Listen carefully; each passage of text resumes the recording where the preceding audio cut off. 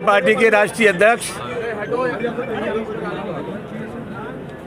श्री अखिलेश यादव जी के निर्देश पर, आदेश पर समाजवादी पार्टी का ये प्रतिनिधिमंडल पीड़ितों से मिलने आया।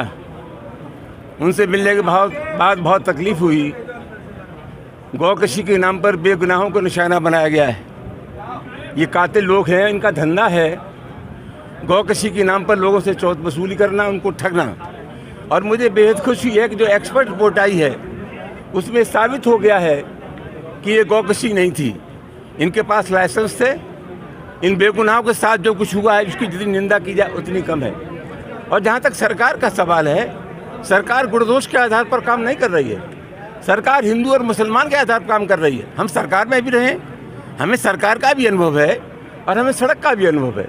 सरकार एक संदेश देती है और जितने अपराधी हैं, अगर कहीं से भी जहाँ दलितों पर अत्याचार हो रहा है, पिछड़ों पर अत्याचार हो रहा है, अकलियत के लोगों पर अत्याचार हो रहा है, एक भी जगह कार्रवाई सरकार कर देती तो एक संदेश चला जाता, मैसेज चला जाता कि सरकार अपराधियों के खिलाफ कठोर कार्रवाई कर रही है।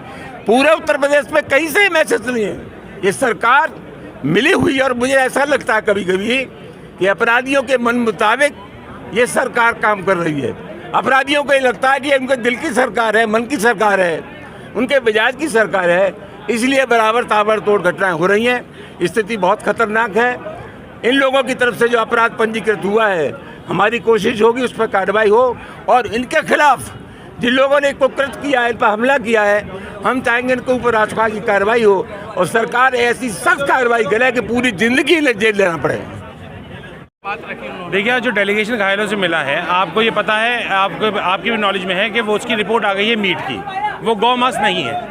हमारी जो है वो मांग है कि मॉब लिंचिंग में मुकदमा दर्ज होना चाहिए और ऐसे लोगों के खिलाफ फांसी की सज़ा देनी चाहिए सरकार को। हम लोगों की मांग है और हम लोग चाहते हैं कि ऐसे लोगों के खिलाफ जो है वो मॉब लिंचिंग का कानून जो नया बनाया था गृह मंत्री ने, उसे लागू करें और ऐसे लोगों को सख्त वो करें, वरना ये भाजपा का जुमला माना जाएगा अगर अब भी इन्होंने इस पर कार्रवाई नहीं करी तो। भाजपा मंत्री हैं, अभी 2 दिन पहले उन्होंने अपना बयान दिया था, उन्होंने कहा था कि लड़ाई दंगों की बात मत करो। उसको लेकर उन्होंने जिस तरह से बात करी थी, आप जिनकी प्रभारी मंत्री जी की बात कर रहे हैं, अब वो उम्र के उस पड़ाव में है कि उनके किसी भी बयान को कहना, उनकी पार्टी के लोग ही उनकी बात को सीरियसली नहीं लेते हैं, तो आप क्यों ले रहे हो उनकी बात को सीरियसली?